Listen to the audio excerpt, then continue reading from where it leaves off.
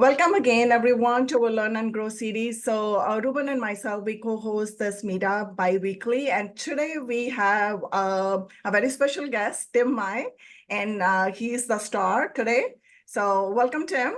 Yay, I get to be a star.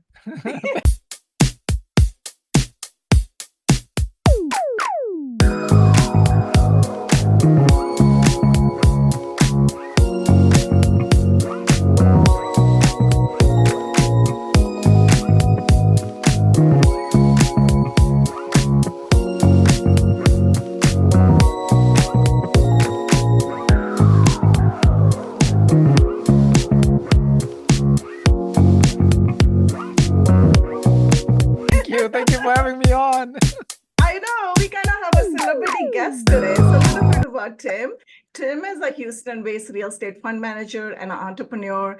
From a challenging childhood to success in real estate world, Tim has acquired and exited over 50 million in real estate, and he partners in 3,800 plus multifamily units. He's a founder of Hero Wealth Fund and Teen Millionaire Club. Tim is also a dedicated philanthropist. So today we're going to be hearing his inspiring story. But our topic is fund of funds, secrets to amplified capital raising. Because I think this is the topic in need today because people are facing different kind of challenges or learning different things while raising capital because we are kind of very in uncertain times, and mastering the art of capital raising is more critical than ever. A lot of people are leveraging to fund of fund structures to diversify their investment sources as well as magnifying their fundraising capabilities. This fund of fund approach actually, I think, is a win-win scenario for the investors as well as the fund managers because it provides broader, diversified access to opportunities, deals, and also mitigates the risk for investors. And also it enhances the potential returns because there is something called the negotiation power when you're joining hands with the other fund managers around you. So let's dive into the secret of amplified capital raising and positioning yourself at the forefront of the economic shift. So Tim, I'm going to start with this question. Can you share with us, from your experience, what is the concept of fund of funds and how it differs from the traditional investment funds?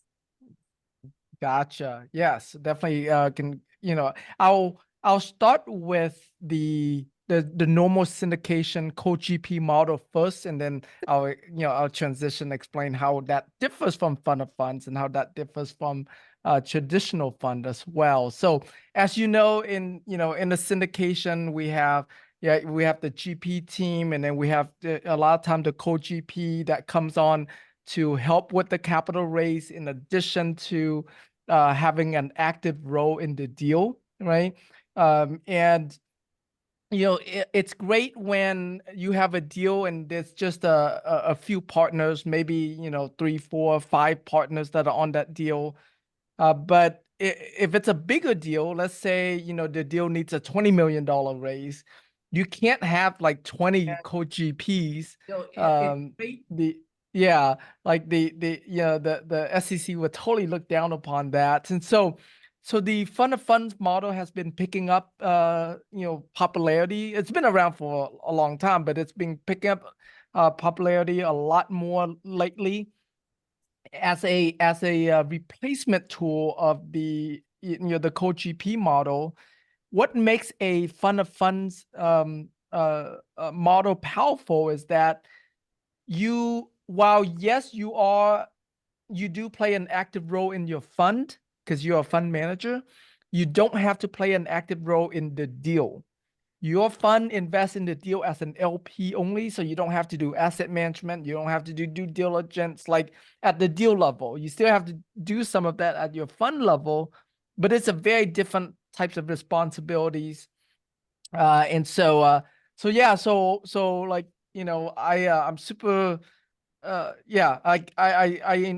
I used to do co-GP, and ever since I transitioned to do fund of funds, I've been enjoying it so much more scalable. So then within fund of funds, there's different structures. So you have Fund of funds is just what you do with your fund once you get the money.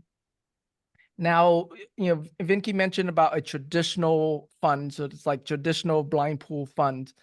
So you can have a traditional blind pool fund with the business model being a fund of funds.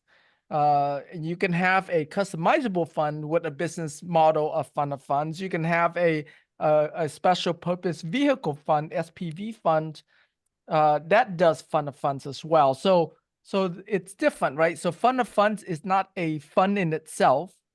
It's just what you do with your fund. So the SPV, the traditional funds, the customizable fund, those are funds. Those are investment funds, and the different types, and there's different legal structures around it. And so you can have a traditional fund that only that the money is only to be used for your own deals, the deals that you're going to source and operate yourself. Or you can have a traditional fund that its main business is to invest into other funds or others in syndications. So I have a traditional fund that does fund of funds, and I also have SPV funds that does fund of funds. Does that answer your question, Vinky?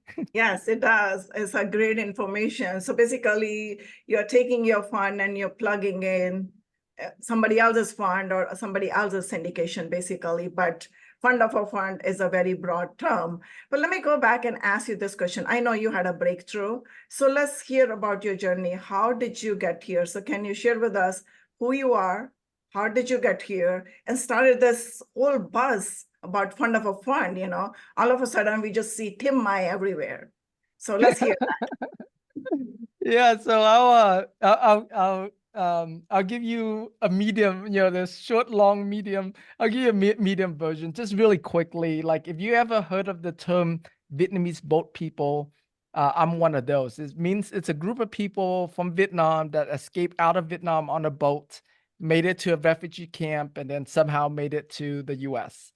My brother and I came to the U.S. I was 12 years old. He was 19. Just the two of us made it out of Vietnam. The rest of my family didn't make it out, so they stayed back. Um, and so yeah, so we were, living in Section 8 housing apartments. These days, like when I'm going to look at some of these older properties that were built in the 70s and 80s, it looks just like the ones I stayed in Section 8 housing back when I was 12 years old. And yeah, so two boys on the street, we had the teenage dream life to do whatever we wanted to do with no parents. And so we did a lot of stupid stuff like you would expect from a kid. And yeah, anyways, a lot of stupid stuff. Luckily, I was able to get out of that environment. During college, I got recruited by an IT company. So I moved to Dallas. So the entire time I was living in Houston, and still am now, but I moved to Dallas, work at an IT job. This is during the .com days. And of course, you guys know what happened following the .com boom is the .com bust. So I got laid off. I had to figure out what's next. So I got into real estate investing back in 2002. So it's been 22 years that I've been in real estate. I've done a lot of single family homes, fix and flip, rentals, wholesaling, lots of land deals as well.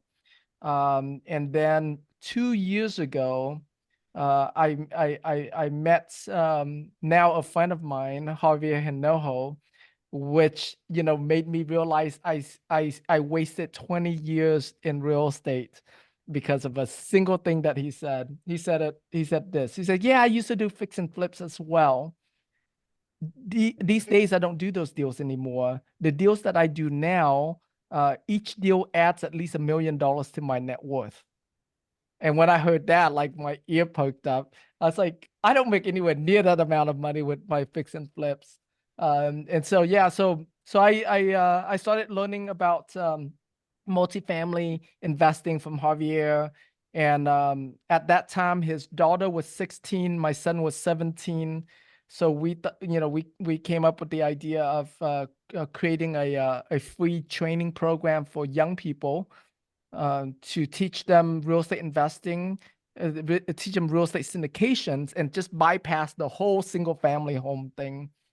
And so through that program, I get to witness like these kids. I mean, we had kids ages 16 to 19 years old.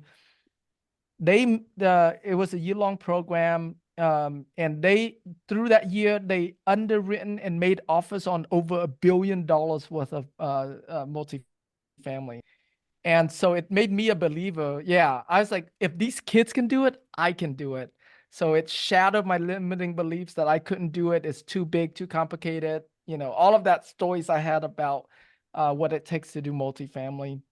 And so in April of 2022, exactly 2 years ago, I went all into this industry, and and I've done a lot since then. I started investing as an LP just so I can learn from from that side of the business, and then started doing co-GP, coming on to help raise capital, and then and then I quickly realized that you don't make much money as a capital allocator, when you're only raising, a few $100,000 or even $1 million. To make any kind of significant money in the business, you really need to be raising at least 2 million or more to have enough negotiating power for it to make sense. And so that's when I had the idea of, hey, why don't I create a group and have other co-GP fund of fund managers to come in with me on raises, so we can raise 2 to 5 million, and and negotiate for better economics that way. So that's exactly what I did. And so long answer to answer your question, Vinky. I think that was a great answer. Kudos to you, first of all, helping the kids and getting them to the $1 billion and having that light bulb moment coming on. Okay, here I can do that. And what I'm interested to know is just like you created this buzz. You said last year or year before you started, and you created this buzz around you. And it's called, in marketing term, is called buzz marketing. So I know you have some IT background. So if you can share with us how you created this buzz or this buzz marketing that really, really worked for you, and that became your competitive edge over the course of time.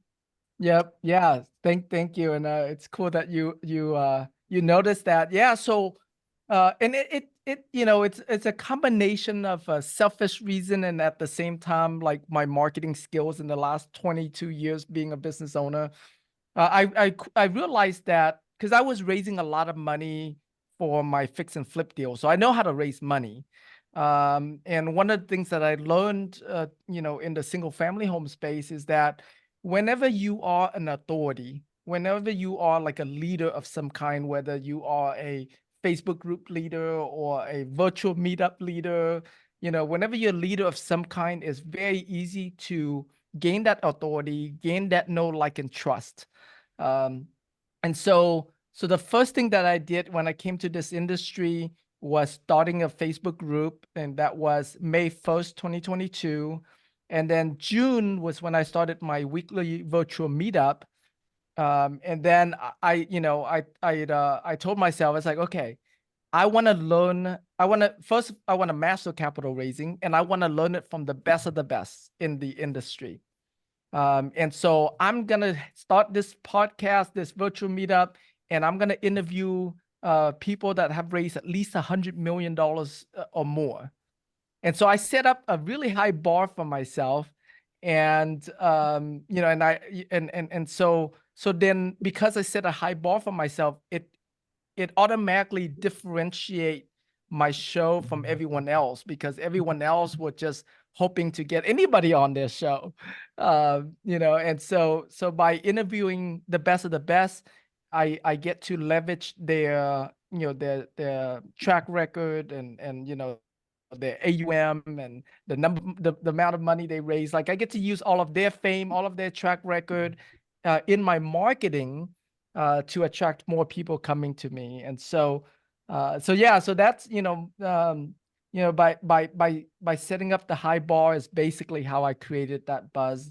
And then I also realized very quickly that it's you know, it's one thing to do like a podcast or an interview or like a virtual meetup like this. You would assume that if it's free, everybody would show up, right? Because it's free and they get good content out of it. But it doesn't work that way. I mean, there's, you know, all of us, like we get hit with so many different things for our attention. And so even though my interview were free, I knew I had to market it really well so that way it can, you know, get people's attention and get them to register, you know, sign up and attend the show.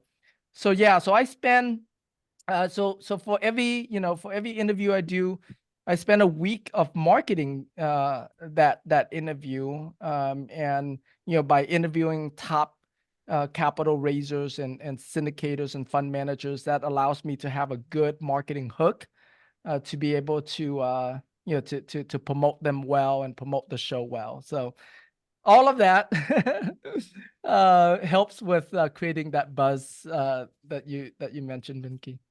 Yeah, I think that's a really good, and buzz marketing really works, whatever way you wanted to do it. And then you did really well in the buzz marketing and you created this whole community for yourself. But then now the next step comes, you have the community, the buzz is there, people know you created this omnipresence channel for you. Basically, you are everywhere. So everybody knows Tim Mai by your name. So, and then you have this Hero Capital. Let's talk about that too a little bit. Why did you name your company Hero? Because you're the hero of Yeah. the company. I love your T-shirt, by the way. Thank you. No, so what hero is nothing has it has nothing to do with me being a hero. It's actually an acronym. It stands for heart-centered entrepreneurs enriching others. Um, the brand came about even before I got into this industry. You know, I've been blessed and I did quite well in my single family home real estate business. And I got to a place where, you know, I was on top of my game, but I didn't feel fulfilled. And so this happened in 2017. I sold one of my businesses. And after I sold that business, I went on a soul searching journey and, decide like, what do I want my future business to be about? And so that's how the Hero brand came about. I want to empower entrepreneurs to make to be out there making a difference for the people that we serve. And yeah, so now the Hero brand is basically in a way you can call it the parent company. And then everything else I do, whether it's my Hero Capital raising events that I do, or my Hero Wealth Fund, which is our fund, like everything we do gets to benefit from the Hero brand. So I'm out here, and I copied this model, by the way, this branding strategy. I copied this from Richard Branson. Are you guys familiar with him? Yes. Right. So if you know, what's the brand that he's all about? Virgin. Virgin, exactly. And then anything else underneath Virgin, whether it's Virgin Galactic, Virgin, Airlines, whatever, right? You instantly recognize that it's part of the Virgin family. So that's what I'm out to create, Hero being like that Virgin brand, and then everything else underneath Hero, like immediately get brand recognition. Wow, great vision. I like that. That's Yeah. good. Brilliant. Congratulations on that. That's pretty awesome. So let me ask you this question. You said you brought all these big gigs on your show, and that was the attraction for people to come join your plan. So share with us some of the cool capital raising strategies that you learned that stood out for you and you added to your experience, like you talked about the Richard Branson earlier. So what are some other good strategies, and those are evergreen strategies? Yeah, definitely. So I distilled basically I take everything that I've learned from all these people that I've interviewed, and then from my own experience as well. I distill everything down to 3 pillars. Get known, get leads, get capital. And so under Get Known, it's all about, how do you position yourself? How do you brand yourself? How do you become omnipresent so that way everybody knows you, right? So like, knowing who your avatar is very important.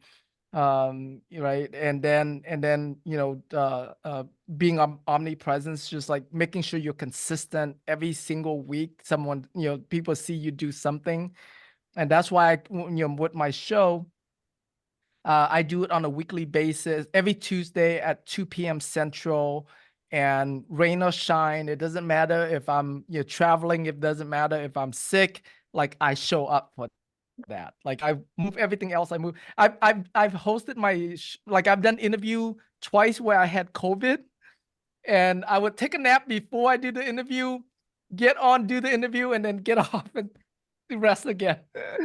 So that consistency across the board is very, very important. Podcast, being a guest on other people's podcasts like this is one of the top ways that a lot of other capital raisers, syndicators, fund managers got their exposures out.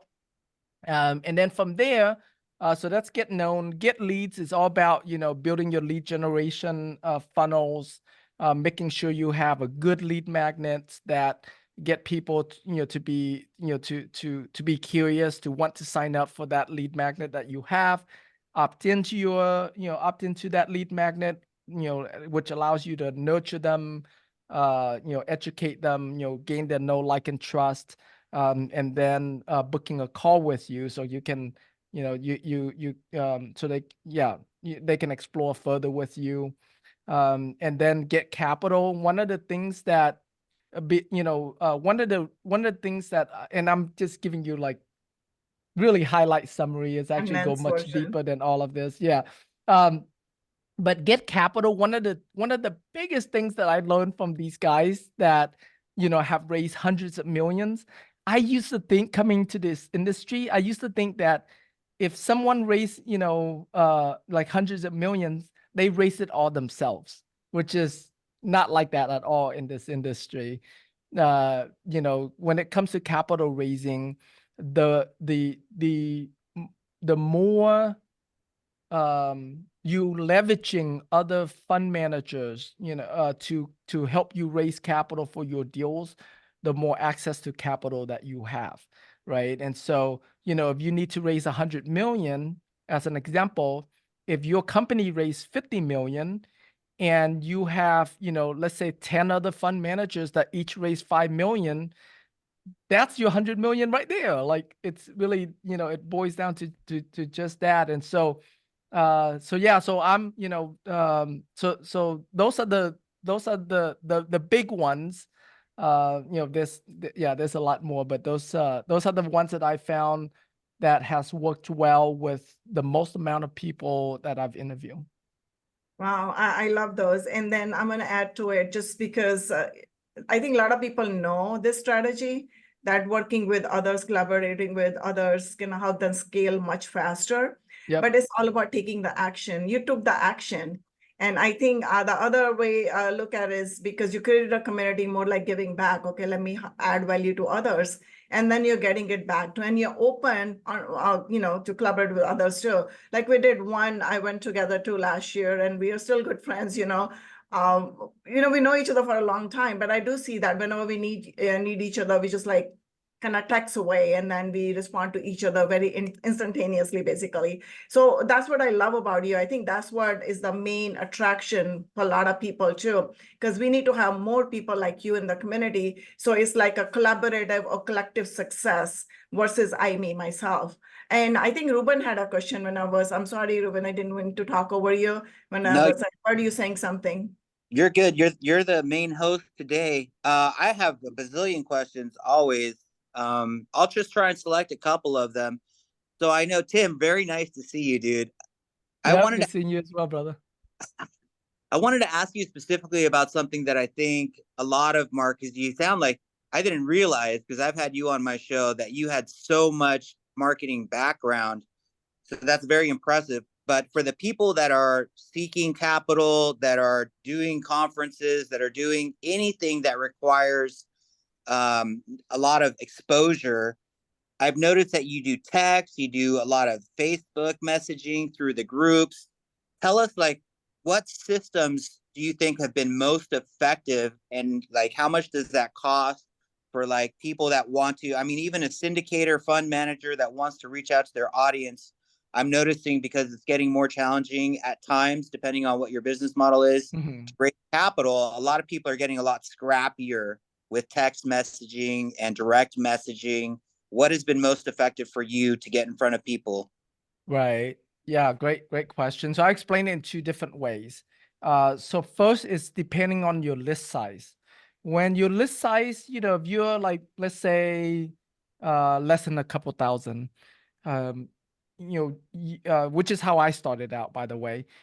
Using Gmail is actually like just using the whole Google suite is actually a really easy way, because your Gmail gets a much higher deliverability rate than any other software that you can use.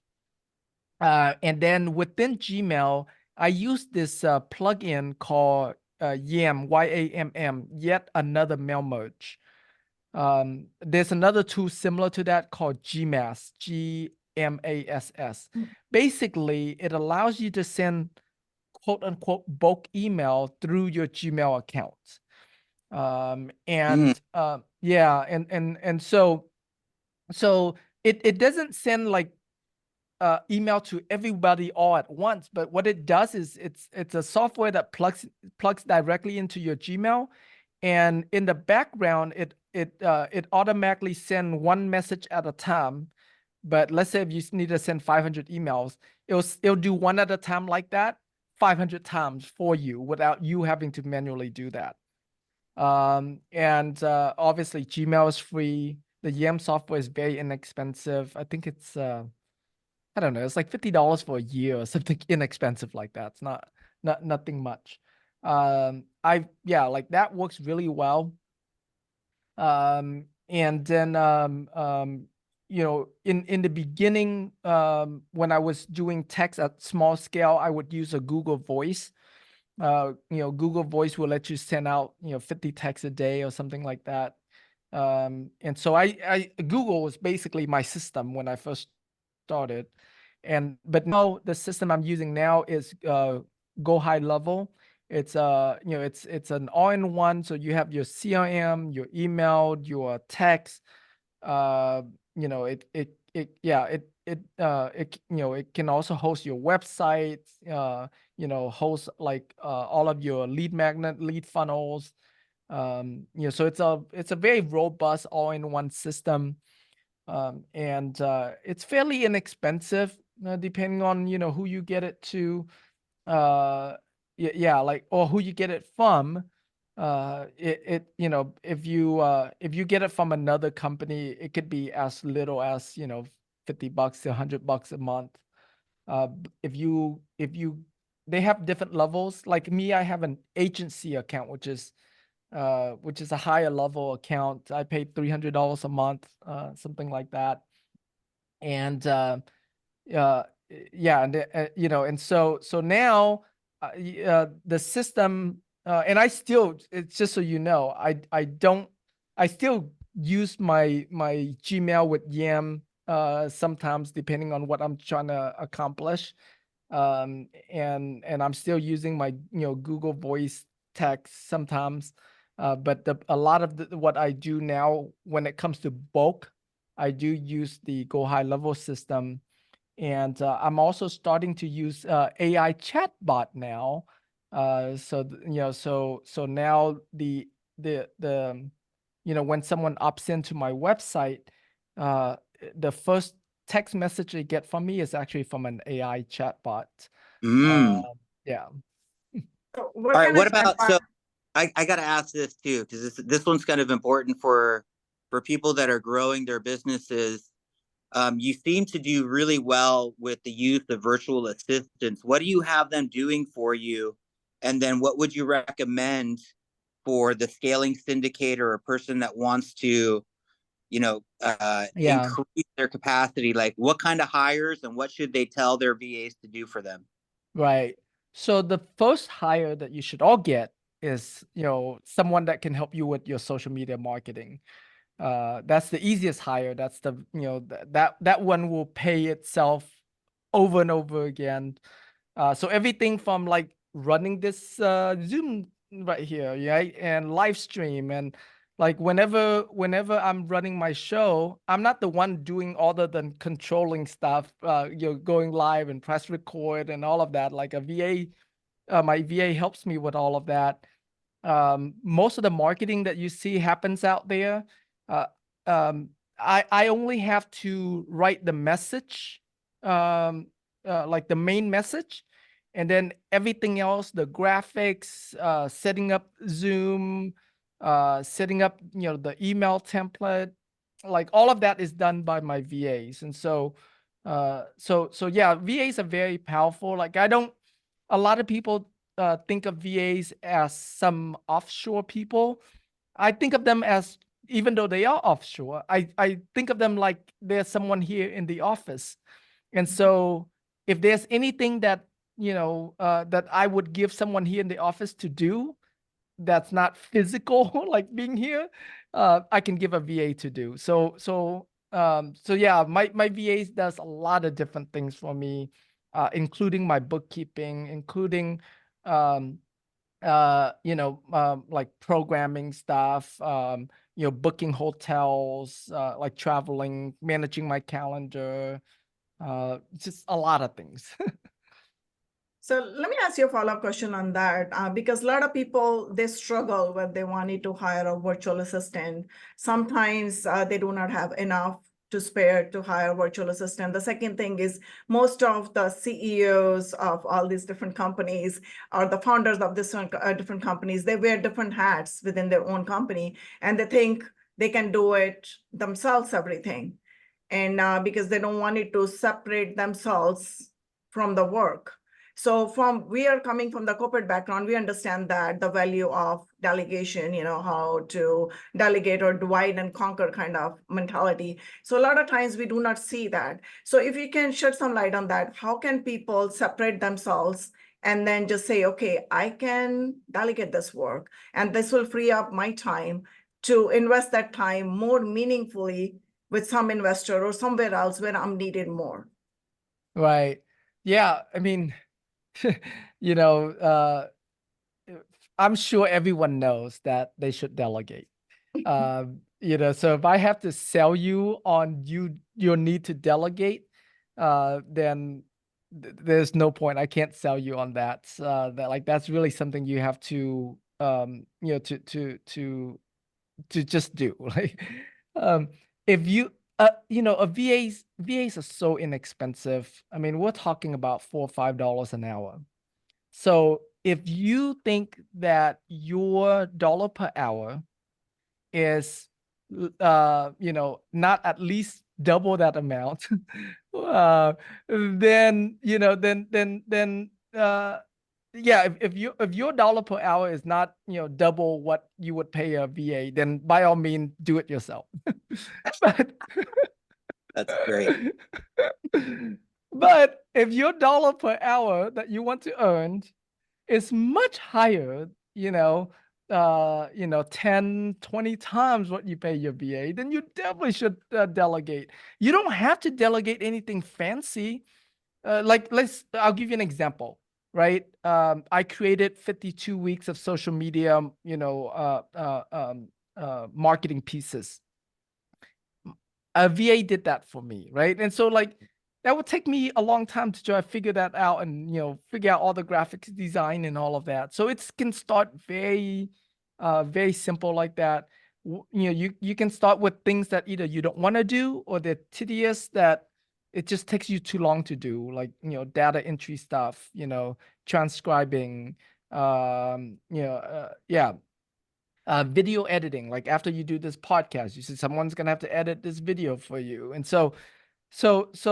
and you can always start small. and learn to delegate, and then you can give them more and more responsibilities. You'd be surprised of how much I delegate. People think that it's like, you mentioned earlier, Vinky, about how like I'm omnipresent, I'm everywhere, and I seem to have I seem to be to do so many things and accomplish so much. It's because it's not me, or it's not only me, right? There's, I have like 7 other VAs behind me doing all of that stuff behind the scene.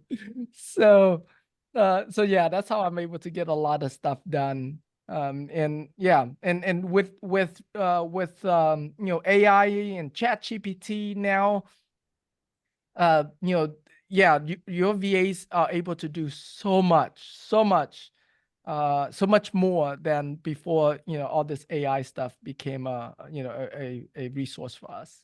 That's true. So you have created multiple versions of yourself, right? Like Sort your of, yes. Yeah. I'm actually like, I'm actually in the process right now looking for a VA that will do all the initial, how like you know how we do investor relations. Well, before you get on the phone with a potential investor, it'll be nice to have someone that does the initial like pre-screening for you. So that way, by the time they get on the phone with you, it's someone that has the ability to invest. And so I'm looking for a VA now that will do all of that initial pre-screening for me. So before anybody talks to me, they're gonna talk to, even if they book a call with me, they're gonna talk to that VA first, just to get some basic information out of the way. So that way, by the time I get on the phone, like I know a lot more about that person, and I know how I can best help them. And I think that's available with AI too. You can create an AI model, not just a chatbot, like a real live model that you can create and that can do all the call screening for you before the call gets to you. It's pretty Yeah. awesome, whatever you're doing. Again, kudos to you. So share with us, what are some of the challenges that you're seeing now? And then we all know that challenges are opportunities. And now we are hearing in your story too, that you're looking at all the challenges as an opportunity. So what are the challenges that you're seeing now? And then how you're looking to mitigate those. So I think Yeah. that's gonna add to your story big time. Right. Well, as we all know, we're in a down market right now, and there's a number of operators that are in trouble. And so I'm gonna share the challenges from a perspective of as a fund manager, or even for the LPs, right? The passive investors, is that you don't know, unless you have personal dealing with some of these operators and their deals. You don't know who's doing well, who's not doing well, who's in trouble, who's not. And so it's good to be a part of a network like this, where we get insiders information that no one else knows. One of the benefits to doing the kind of interviews that I do, whenever I interview an operator, that if their LPs happen to be on my list, and the LP have had some bad experience, that LP would Yeah. reach out to me and tell me about it. And so, yeah, it is a challenging market. There are a lot of deals in trouble, a lot of operators in trouble. And so, so we do have to weed through more operators, more deals. Some of these operators that, they're big, they're well known, but like when I get to hear about what happens on some of their deals, yeah, like I still have to stay away from them, because I only want to work with operators that that are not in that deep of a trouble. I want operators that are well capitalized, that are well experienced, to be able to navigate through this downturn.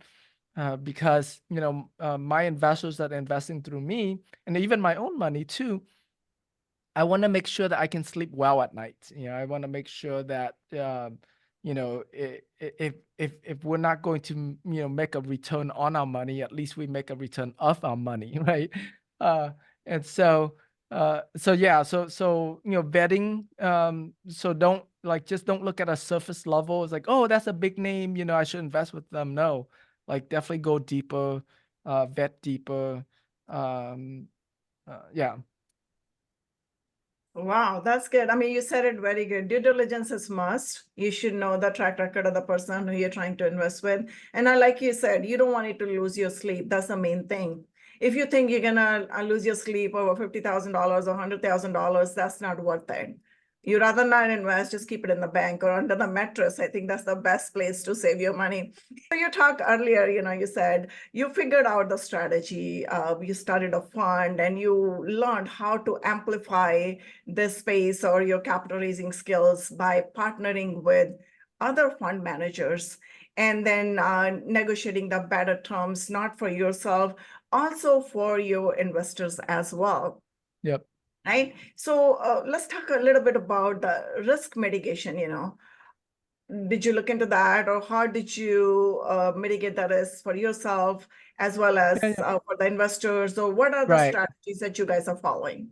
Yeah, definitely. Like I mentioned, right, vetting the operator is a really big one. Like, so if the operator doesn't, meet, so we actually my team created a scorecard, and the scorecard look at, the operator, some of the things it looks at is like how long they've been in business, how many deals they've gone full cycle, how much they have acquired, how much they have under asset management now, what state they do business in, what type of properties they do. And so, so first we look at all of these things about the operators, making sure that they, that they meet our minimum requirement.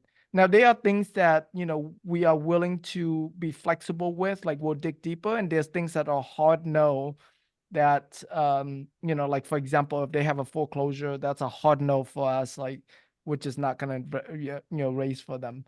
um and then after we're done with the operators, we also look at the deal level.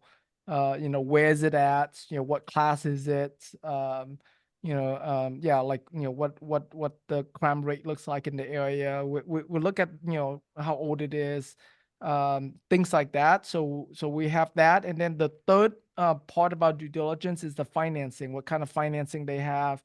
Do they have pref ec? Do they have, floating rates? Like things like that. And then we score them. And yeah, so if it meets our score, then our minimum score for us to get into the deal, we go into the deal. If not, then we'll either ask the operators further questions to dig deeper, like why some of those items the way it is, or and how they would solve that. Or if it's too low of a score, we don't move forward with the deal at all. Even if we like the operator, even if the operator might meet our criteria, but if the deal doesn't meet our criteria, we don't do the deals, and vice versa. The deal meets our criteria, but the operator doesn't meet our criteria, we don't do the deal either. And so the amount of due diligence and the amount of, like, dig deeper background checks and SEC violation checks, all of that stuff that we do, a normal LP and normal passive investors would never do those things, or wouldn't even know how to do those things. And so that's that's where we see we bring a lot of value to the table for our investors in our fund. All of all of the work that we do, plus the fact that I am getting more and more known these days, and so I get to know a lot about the insiders information about the operators that we work with. And so those things also help in part of our due diligence and our risk mitigation as well. That's great to know. And then all these fund managers who are raising with you, it's just like a pool of fund managers. How does it work? Is this like a investor club, or is it like one fund and then multiple funds? What does the structure look like, or how do you manage that? Yeah, so currently we're independent fund managers. when we go in on the deal, we negotiate as if we are bringing, one check to the table, for, like, let's say it's a $10 million raise. Let's using that as an example. So we negotiate that, hey, our group is going to bring 10 million to the table. It can mean that you might receive, two $5 million checks, or it could mean that you receive 10 $1 million check. But either way, no matter how the check comes in or how the wires are sent in, we negotiate as if we brought in the 10 million. And so we get much better economics. So for example, let's say the deal pays out, a 70-30 split. Let's using that as an example. Our fund level, we might get a 90-10 split or a 95-5 split, depending on how much money we bring in. And so that margin between the 70 to 90 or 95, that's where, we're able to not only earn a profit for ourselves as fund managers, but we also share in some of that profit with our LP, such that when our LP invests with us, they, at a minimum, they get the same amount as if they invest directly into the deal, and or even higher. Like, we have a deal that we're raising for right now in Dallas. If they had invested directly into the deal, the IRR is projected at 17.8%, versus going through our fund is like 19.4%. So almost a 1.5 IRR. That's pretty big. Like, that's almost over 2% annualized return. So yeah. It's pretty awesome. So what advice would you give to the aspiring fund managers or the aspiring co-GPs or even investors at this point, Right. from all your experience that you've gathered for 30 years plus? Yeah. Well, first of all, the fact that you're on here and the fact that you're already in multifamily, congratulations. You did not make the mistake that I made for 20 freaking years in the single family home space. Holy cow. Congratulations, you're here. And now that you're here, there's a secret to fast tracking your multifamily, commercial real estate business, and that is specializing in capital raising. In this business, capital raising is the most important part of the business. It's easy to partner with a top operator that can find the best deals, operators that can, that can execute their business plan, almost flawless. And no matter how big these operators are, the bigger they are, the more money that they need. And so by you specializing as capital raiser, you are always very needed in all of these deals with all of these operators. And so by specializing capital raising, you're able to leverage the strength of all of these operators that been in the business for a long time. They have, a very solid, proven track record. They've gone through, all of the pain and, sweat and tears that it takes to do these deals, to find these deals and do all the due diligence and putting the earnest money up at risk. They've gone through all of that. And all you have to do is come in and able to benefit from all the hard work that they have done, and even get to leverage their proven track record when you're talking to your investors as well. And so, yeah, like, I'm just a huge believer that everyone coming into this industry should start with the capital raising side of the business. I don't believe that you should start by trying to find the deals, trying to, you do want to learn how to underwrite the deal because you have to vet, do the due diligence. But, going through all of that pain of finding deals and trying to execute the business plan and all of that, you're better off to come in on the capital side. You still get to learn hands-on while that deal is happening, from these top operators. And and going on the capital side would, I think, fast track your success at least 10, if not 100 times faster. than going the traditional route of sourcing your own deals and doing your own underwriting and coming up with your own, risk capital and all of that stuff. Yeah, I Yeah, agree, because most of the legwork is done, and then you're kind of checking somebody else's work, and then you're trying to find gaps in there. If there is some, that's gonna let you decide that you wanted to move forward or no, basically. So which is I think better or win-win scenario for you. And what's next for you looking forward now? Well, I mean, I'm looking to grow my network of fund managers to 100, and then so my goal is this: have 100 fund managers that I work with and help them raise at least $10 million a year. 100 times 10 million, that's $1 billion worth of capital a year that we would have access to. At that level, oh my gosh, the kind of deals that we can get into, the amount of deals we can get into is just unlimited. And so that's what I'm up to. And so I do have an event coming up in May in Dallas, May 2nd to 4th in Dallas, Texas. And it's the event is called Fund of Funds Live. So it's an event all for fund of funds managers. So if you're doing any kind of capital raising, come network with the fund managers that are there, mastermind, collaborate, and let's build our wealth together. So how do people join you? Is there a fee? Is an entry fee to raise with you, or anybody can come raise with you? You didn't talk about that. Yeah, so we would have to have a one-on-one conversation. The answer is no, not everybody can come and raise with Okay. us. Mhm. But yeah, to explore further, it's best to have a one-on-one conversation. So I'm gonna, so a couple of resources. Number one, get plugged into our community, capitalraisingparty.com. That's my weekly virtual meetup. From there, you get access to like our Facebook group, how to book a call with me, more information about our May events. And so the capital raising party is the best entry point to get into my war. That's good. So share with us how can people reach out to you beside your party on Tuesdays? Yeah.